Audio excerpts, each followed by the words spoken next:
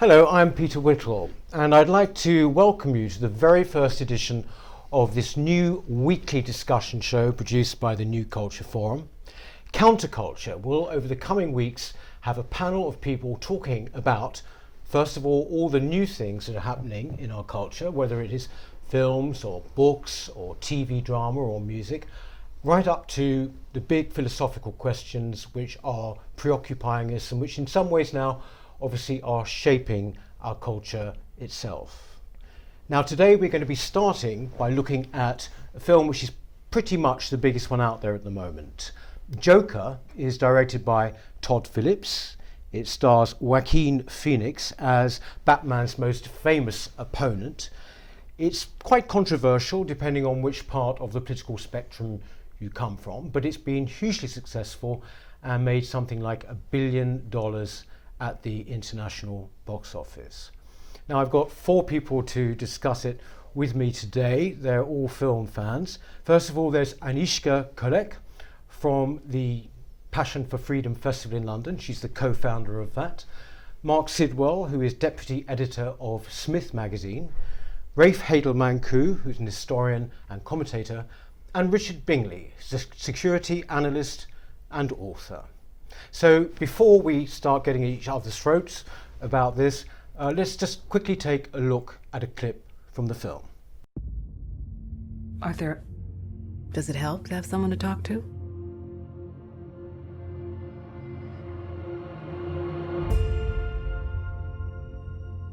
My mother always tells me to smile and put on a happy face.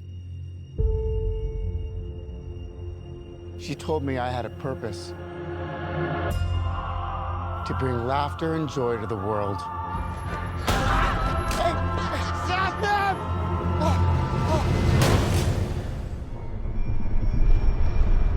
Is it just me? Or is it getting crazier out there? Smile, though your heart is aching.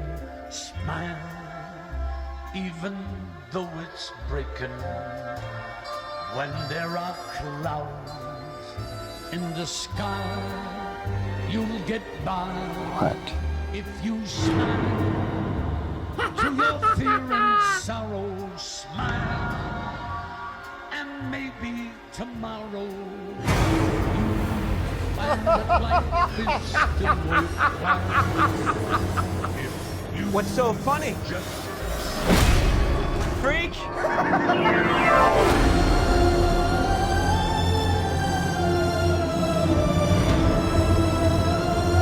Gotham's lost its way. What kind of coward would do something that cold-blooded? Someone who hides behind a mask.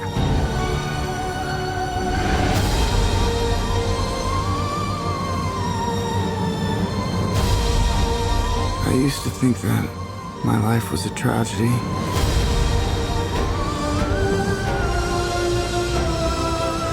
But now I realize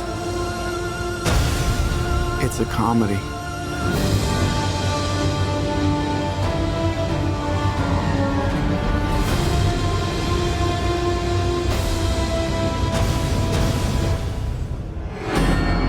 If you just smile.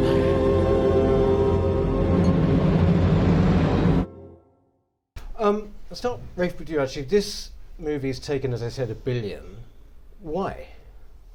Well, I think really it hasn't been a misfortune for it to have received so much controversial criticism from the left. So basically what we've seen is a lot of people from the right have gone to see it simply because it's annoyed the left so much. So you've got dedicated movie lovers who I think could quite genuinely say it is the best film for an artistic display of senseless violence since Clockwork Orange. Some are calling it a masterpiece. I would say it's a masterpiece in terms of tone. It captures that perfectly. And certainly you've got one of the greatest performances, certainly of 2019 there. And so I think basically it's really achieved something which we've wanted for a long time, which was to have a real movie back in the cinemas. And what Phillips has done here is he's managed to sneak in a real movie under the guise of super comic hero movie, and thereby getting through the movie system that prevents that going through normally. I mean, that is a very good point, because actually we should make the point, this is not, it's about the Joker, Batman's nemesis, or not quite his nemesis, but at the same time it's not a superhero, it's not full of CGI or anything, is it, Mark? No, it's very different to all of those. I mean, I think what I would say about why it's made the money, and something that worries me rather more about the film than I think does Rafe, is it's a film that repeatedly refuses to take sides on lots of questions within the film, and as to who's a hero, who's a villain, as to what's really happened and what's happened in history, what's really going on, is someone Joker's girlfriend or not, things like that. And crucially, at the heart of it, this is a film that really doesn't want to entirely say that Joker's a villain. And I have a problem with that. I find that distasteful, morally insane in some ways. He's very stylish, he's very cool, and people are responding to that. And part of the reason it's done so well globally is partly, like the protesters in Chile who've started wearing Joker face paint. There are people who do see him as an exciting sort of heroic figure, and I think that's a problem. Well, would you see Richard III as a heroic figure? Because really, what we're doing is we're seeing them through their own eyes and through their own pain that's been caused through it, but in no way are they being idolized, I would say. Well, I disagree. When Richard III, goes through a complete destruction at the end of the play, it's a tragedy. And as Joker says in this film, this is not a tragedy after all, it's a comedy. And he discovers who he is, he finds his best self, and he becomes incredibly cool and stylish as a psychotic, murderous clown. And people enjoy that. That moment when he dances down the steps is already an iconic moment. People love it. And did you find it cool? I mean, did you find that you were sympathetic to him? I found it very painful to watch, and I think the reason I found it painful is watching someone suffer so much, and the world not taking notice or actually taking pleasure in causing suffering to someone else, and then this dystopian society where actually I could see the mirror images of the world we live in now, where people are so alienated and separated, and everyone is just rushing from work home, and quite a lot of people are even alienated at home. So it was a painful watch because of the suffering of the main character. And I'm not saying whether I sympathize with his illness or not, but just seeing that suffering and recognizing how difficult it is, and then just seeing the reflection of what's happening around us now. Do you think, Richard, would you say that's why it's had this resonance?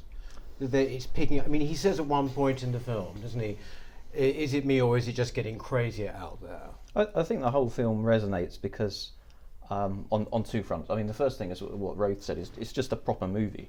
We're just not getting proper movies coming through from Hollywood at the moment. The second thing is that it is a psychological thriller, whether you like it or not, and it does show quite a lot of graphic violent scenes. I think it ducks one scene, actually. They actually duck the issue of whether they kill the girlfriend, whether it's his girlfriend or not. That's a critical it's an interesting issue to duck. But nonetheless, it was brutal, it was violent. I've been in quite sort of difficult protest situations when I was a young journalist, sort of the G8 protests, the Black Bloc type of things. The actual cinematography was quite accurate to that. So I'd kind of contest your point a little bit, Mark, in that I think it was a criticism of violence because it was pretty accurate. And the best way to criticise violence is actually show it how it is, and I think that's what that film did. It's interesting when you look at those demos. I think you made a point actually before we came on, Richard. They are all men, aren't they? They are. I also had another point to add, that I think on the point that you made about we haven't had a good movie in the cinema for a very long time. I think what I'm missing in the cinema at the moment is that everything is so designed for you to take sides and never recognize yourself in the character. I think the good movies where you have this point that we're wondering, would I be able to do this? Would I get to this point if I was really pushed? And you start to doubt yourself, and you're really checking your history and thinking about the future and your decision making and so on. And the movie that made me think and feel so much a few years ago was an Israeli movie that I've seen in the cinema during the festival, where it was about a terror attack in the center of one of the cities in Israel, and the policeman was looking for his little boy, and people were trying to get into the hospital to get cured, but then the terrorist was being rescued. And then there was the dilemma, would you put your child first to get cured, or would you want the terrorist to be safe? So in this movie there is this moment where you're also wondering, could I be pushed to this extreme with all these circumstances around me? I saw it massively as a criticism of political violence, whether it's left or right. You know, he kind of made the point early on in the film about when the Joker was attacked, you know, sort of coming home from work by those guys that worked for the Wayne Company, the Wayne Corporation. That was kind of an allusion to maybe far right, you know, sort of homophobic, that type of violence. And then later on the scenes where he's in the city centre, and you got sort of the left wing type protesters, you know, it was kind of almost in alignment with what we're seeing with climate exchange, that kind of scenery. But again, he was showing the brute force of it. I don't think he was saying the Joker character was right, or he was saying that one particular side was right. I think he was just saying kind of a plague on all your houses. If you are supporting violent politics, this is what it leads to in many ways. I think that's a generous reading. I mean, I agree with you. He doesn't want to take sides, and that's why some of the critics from the left or the right have had a problem with the film. They wanted to come down and be a parable, and maybe that's the problem I'm having with it too. But what he does to the violence that Joker commits, as you point out, talking about they don't show whether or not he really murdered the woman he wished was his girlfriend that he stalks. All the people he actually does murder, you could kind of say deserve it. They at least did something to really screw up his life. He doesn't kill the guy who's with the guy who gave him the gun, but he does, you know, and he gets the police killed who were causing him trouble and killed his mother, and his mother did terrible things to him. And they very deliberately do that so that you could kind of sympathise with everyone he killed. I wanted to see the nihilistic, pitiless violence against people who don't deserve it. That is what Joker is all about, which you get elsewhere in the Joker mythos. I think they needed that in this film, but they chose not to do that. I think that just it makes it even more successful as a movie, but it makes it very troubling, and I'm uncomfortable with Well, that. I think that was deliberate. Firstly, I mean, all those who criticised the film as being a right-wing film, I said what you just said is the only example of how you could see a right-wing person saying this is a right-wing film, because here you have an evil protagonist who is essentially killing bankers, which we're supposed to sympathise with, and who is trying to overthrow civil society and overthrow basically the rich 1%. But apart from that, what do you have? You've got issues of mental health care cuts being made. You've got the plight of this man being badly treated by society. Everything in there, to me, is about one man's struggle and about a failing society failing to help that person, which is very, very much a left-wing view. But I would also say that you're assuming that Joker committed any violence at all. Because if you look really into the subtext there, is this not just actually showing him as a truly tragic figure where all this happens in his mind? And you see that at the end of the film, where the asylum in which he's been kept for so long, which we see it being dirty and with madmen in the lifts and really looking as if it was during our time in the 70s when you had rubbish piling up. But then at the end, it's a pristine asylum when he runs with bloodied footprints, thereby suggesting actually that this has all happened inside the asylum and inside his mind, and actually he simply is a pathetic character who in his mind has created himself into this hero. Although, I mean, that's very true, it's kind of dreamy, isn't it? Because the therapist at the end is the same woman, isn't it? But she's beautifully made up. It's kind of slightly stylised, but that's a cop-out, isn't it? I was going to say that is what dented the movie for me. I thought it was a terrific movie, and then in the end, they kind of, the last 3 minutes was, oh, by the way, I was asleep all the time. You know, kind of like this book is like a dream. But and again, that's just still very worse. Was he really asleep? Or not? But overall, I don't know, by the way, from the very outset, we saw that when we had him being inside the taping of the programme. Clearly, that was his fantasy. The girl was a fantasy. So I think all through it, you had this narrative being there as a potential outcome. Also, on the artistic side, we could maybe look into whether, looking at the images and how they've been composed, everything where it's dark and difficult and painful, it's dark, and even, you know, the way the scenes are shot and how it's all composed. Then when he's in the spotlight, when he gets the fame, everything becomes so vivid, so colorful. So then you would also think, isn't it really in his mind? Because this is how it is. When you feel depressed, everything becomes very gray and the same and equal. And then when you have this idea that you're just going to shine and show everyone your true self, then it all turns into this kind of kaleidoscope of colors and him dancing on the stairs where before he was just going up, slowly up. Yeah. That's such a very good point. Sorry, but because I did actually watch it a second time just to brush up on it, and he actually twice he mentioned his medication.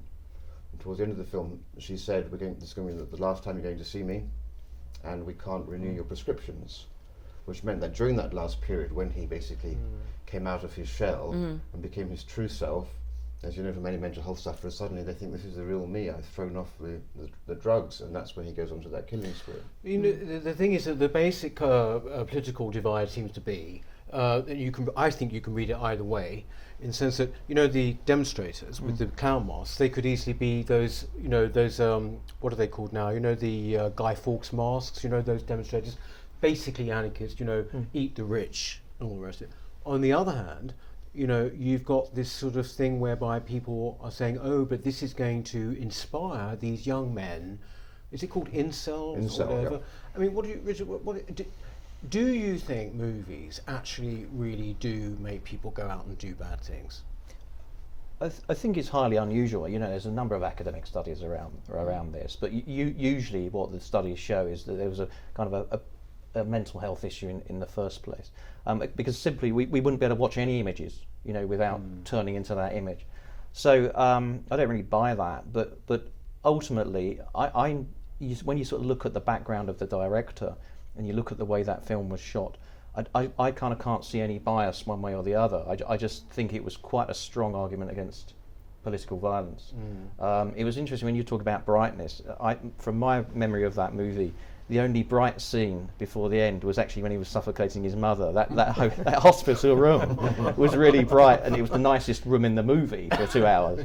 But other than that, when you look back at Todd Phillips's background, it's usually been kind of laddie comedy. You know, he did The Hangover. He's been criticised on Twitter a few times for sort of being too comedic or being insensitive. You know, I'm not going to say there were nice politically incorrect jokes in there, but certainly he delivered a couple of politically incorrect jokes. He didn't duck. You gives him to the nasty people, though. Yeah, absolutely. Yeah. But I mean, at the moment we're seeing Hollywood censoring itself all the time. It doesn't quite make the final leap. I mean, there's been a kind of a sense of humour bypass, I think, from Hollywood for the last couple of years. You know, it's all been about trying to generate tears, not laughter. Well, that's why Phillips said famously that he left comedy because, as he said, woke culture killed comedy. That's it. Yeah, and this is definitely not a woke film in any sense. Yeah. As we're saying, you know, it refuses really to take sides, you know, to the point of a fault, from my perspective. But certainly, it's not going to line up and tick the boxes on some woke checklist. Absolutely, and I think along with the fear that the left have that this was going to incite incel activists, you also had the point that there was no moral message, but also there were no people of colour who were being suppressed. There was no gays in there. You know, any of the check boxes weren't there, and that I think was another source of grievance from the left. But when you say you know, that Hollywood's lost its sense of humour, I mean, you could also say that Hollywood's lost its sense of being an adult, because I actually felt this was quite an adult film. You made the point earlier, Anisha, that basically we're used to these kind of superhero films. This is a superhero film, but it's not at all, really, is it? I mean, we're used now to this. Mainstream of Hollywood is in fact all about Marvel comics, is it not? I don't know, it feels like tube feeding. It feels like? Tube feeding, like you don't really eat real food where you can taste the actual components, the ingredients of the food, and then decide whether you like it or not, or it's an interesting composition. It's just tube feeding. You're just supposed to eat it, and that's it.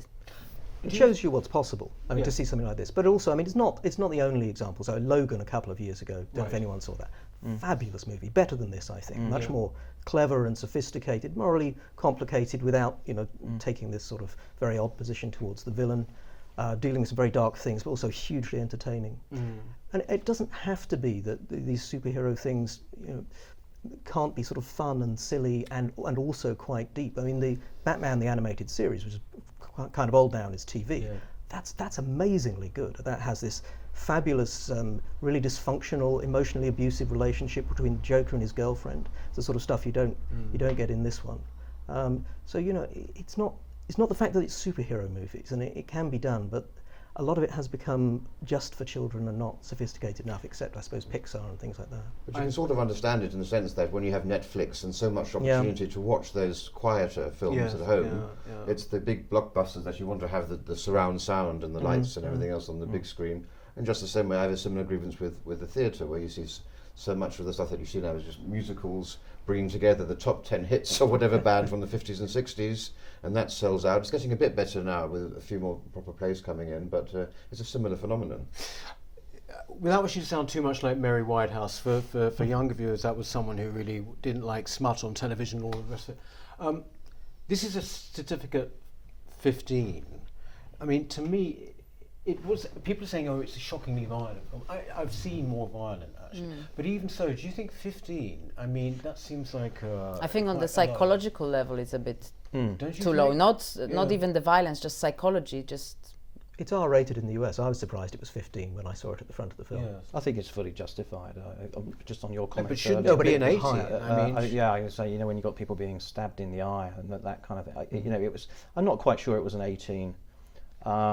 But certainly quite a lot of the sexual context in there, quite a lot of, there were about 8 severe scenes of violence. But let's sort of reflect it. When you compare this, I watch a lot of Eastern European cinema, and that is brutally violent, but it often sticks straight to the historical script. But you wouldn't argue that that's necessarily an 18. I wouldn't argue that Joker was an 18. I think we've all become too soft and sensitive. In the old days, it was very clear what an 18 movie would be. These days, if there's a little smattering of swear words and one scene of sexual violence, then people immediately want to rack it up to 18. And I think we've become a very puritanical audience, actually, in the West. And once you've seen what video games they're playing at home, I think probably they get much more. Do you think? I mean, this political. Okay, we're more saying you can read it either way. What we hear from Hollywood now is just basically a lot of liberal messaging. I think you'd agree, whatever your political views. It's just like the actor after Robert De Niro is in this movie, and he goes on the stage and just says "F you, President Trump," and all the rest of it. We hear it all the time. So it's a liberal place. But I mean, do you think mainstream Hollywood films, Marvel or not, are basically liberal in their general principles, or are they right wing, or is it the wrong way to read it? I mean, what would you say would be a conservative film, for example, Mark? What would you? I mentioned Logan the other. And I mean, conservative film. I don't know what is that. I mean, none of us really want to go. Even me doesn't want to go and listen to some sort of lecture about principles that I agree with. And Logan, I think, is a film that takes human nature seriously. There's a very adult, engaged film. It doesn't offer cheap, moralizing lectures from the left. That's a sort of non-woke film that I would definitely consider, if not conservatively, something a conservative can watch without wanting to punch the screen. Do you think? What about you? I have to confess that foreign-made movies make my day, because at the moment anything that comes out of America is just boring. Yeah. I'm sorry. Right. It's just and not to mention Netflix, where it's just I remember I watched few series because it's just easy watch. You are at home, you just have this half an hour, let's just watch something. I was appalled how they just shoving things up into your eyes and your ears that you should swallow and just agree that this is a great cultural progress, and yes. But there's a political reality here. I mean, there's studies that show last time's election, Hillary Clinton got 3 out of 4 votes in Hollywood Hills County, right? The same in Los Angeles County. Of the $86 million given by the theatre industry and cinema industry to politics, to the presidential candidates in 2016, for every $5, 4 went to the Hillary campaign. So it's indisputable for me. It just feels like propaganda. That Hollywood is kind of soaked in left-leaning politics. That's not a surprise. I think that's always been the case. You've got strong acting unions there. Actors choose to live in New York or choose to live in Los Angeles, California, right? What Hollywood is struggling to realise is that in this international world, there are now viable alternatives. There is not any longer sort of propaganda coming out of the East. There's a Chinese cinema scene that's pretty healthy. There's a Russian, there's Czech, there's Polish. Are they quite political? You know, because you talked about before about Czech cinema and are they quite? No, I mean they're buoyant because they're not. They're buoyant because they're fact driven. You know, they don't go into identity politics. They stick with what's kind of happening at a street level, whether it's in a police department or whether it's in an art gallery. And I think Hollywood can learn from this. At the moment, it's kind of some self-wallowing bubble that's irrelevant to most of its audience. Exactly. I think it's very important because there are two distinctions here. There's having a left-wing bias or being of a liberal persuasion, and then there's trying to force your opinions and your morality and have morality tales through the movies that you're doing. And I mean, if you look at Jonathan Haidt and other psychologists, it's quite clear that people who are creative tend to be more liberal because they're open to new ideas. People who are more administrative and business-minded tend to be more conservative. And you need to have a good balance of both in society. So it's no surprise that wherever you go in the world, look at the Weimar Republic, artists tend to be on the liberal side, not exclusively obviously, but there's just an obvious leaning towards that side. So that's expected. But if you look, for example, at the Joker, it won the Venice Film Prize and only became controversial in America afterwards. And why is that? Well, it's the same reason. Again, I'll quote Jonathan Haidt on this, I've been reading. He's the guy who wrote The Righteous Mind? Right, The Righteous Mind, and also The Coddling of the American Mind. And he said that what we see now in university campuses with no platforming and the woke movement, it's an Anglosphere phenomenon. You don't get it elsewhere. Primarily the UK, Canada and America. And so it's basically something in our culture specifically that tries to have now, in the last 15 years, this issue of identity politics. And so I think that's what we're seeing here. And that's why foreign films have so far free from that. I think that it's interesting because just this week, we're recording this on a Friday, today a Christmas film is opening called Last Christmas, which is just a rom-com, but apparently they have managed to put into it just about every woke, you know, trope of the moment, and there's even some anti-Brexit stuff, and there's xenophobia and all but the it's rest. just, It's just a rom-com. It just reminds me of Soviet times and what we were forced to watch in Poland. I think is there a problem? Do you think there is a real danger, though, that if actors come out with all the stuff that they do, that they are actually eventually going to kill the goose that laid the golden egg? Aren't they actually going to, you know, there's this saying now, is it get woke, go broke? Do you think that this is a real danger? Is it something we should, you know, consider? I mean, these industries will in the end follow the money if someone works out how to find it, and Joker is a fascinating example of that. It didn't make the money in the US, and maybe partly there's woke things going on there. That, I mean, it did all right in the US, but it's the global box office that really showed you could make money. And you know, these companies will in the end start to realise if they see the dollar signs that they can go down that road and take a less prescriptive point of view. Maybe the foreign market will help them. I mean, what's interesting about all of this is actually when you look at the business side of Hollywood, it's still quite vibrant. You know, it did have a couple of bad years until last year, and then the last financial year it's been as strong as it's ever been. There's a number of variables. It might be that the economy's in recession and people can't afford the cinema tickets. You know, it might be that you're just simply manufacturing too many sequels. People are sick of sequels, you know, unless it's sort of Toy Story or something. So I think it's too early to tell, but one thing's clear is that certainly the competition will be stronger. I mean, they might well do this and do the woke rom-com, but can they keep getting away with it? And I don't think it's sustainable personally, because it comes back to what we said at the start of the show. Is actually Joker was the first decent movie we could just go and sit there and watch it with a pack of Smarties and a Diet Coke, you know, and just switch off a bit. I just think there's a danger possibly that what I meant really was that these actors, they like virtually pick anyone you want, right? They go on about deplorables and they go on about Trump and all the rest. Eventually, people will stop saying, "Well, actually, you know, why should I pay my money to see you? If you think I'm so despicable, why should I pay my money to see you?" We've only got a few minutes left, so I want to say. You know, I asked you if it's a good film. I said a right-wing or a left-wing conservative film, and you put me down on that one, Mark. So what would you suggest? Can you come up with a recommendation of a film that's meant a lot to you that you think that our viewers would be actually interested to get something from? You mentioned Logan. I love Logan. Logan, okay. Yeah. Have you got one, whatever, from wherever in the world, Anishka?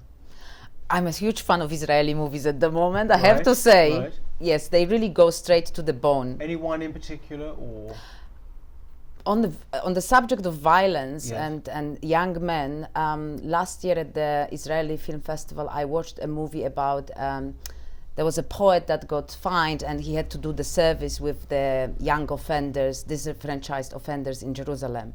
It was painful, but it's really what was worth that watching. called? I don't remember the title now, but it's really worth But watching. basically, you're saying Israeli cinema Yeah. is pretty good. Richard, anything from you? I have to say, in the last 6 or 7 years, there's been nothing I've particularly enjoyed coming out of American cinema or coming out of the UK particularly. I mean, I've got a very it's going traditional way view- back in Go- time. going way- What is your favourite movie? Probably my favourite movie that might be in any way perceived as political is The Wizard of Oz, because it's kind of Right. anti-authoritarian. Also got some great tunes. But that wasn't picked up at the time. If you ran it today, obviously you know it would be a massively political movie. It might not even get shot today, I guess. Right. Anne-Marie, what do you mean? Well, I'd love to say Carry On Cleo, because say it. because that's got the highest budget ever done, because they filmed it just after Antony and Cleopatra with Liz Taylor and Richard Burton. So if you want to see Sid James wearing Richard Burton's outfit, Are they really that's a very good one. But personally, I would say last year when we had Gary Oldman as Churchill, terrific film, specifically now when we're seeing so much iconoclasm against our heroes and the toppling of statues. But there you have one man who really did, in that 1 year period, ensure that democracy had its flame kept aglow from those crucial years between Russia and America coming in, and how one man's resilience and determination can actually bring a nation together if you can motivate them and inspire them. I think also that was done really with a light touch, actually, wasn't it? It wasn't jingoistic or anything.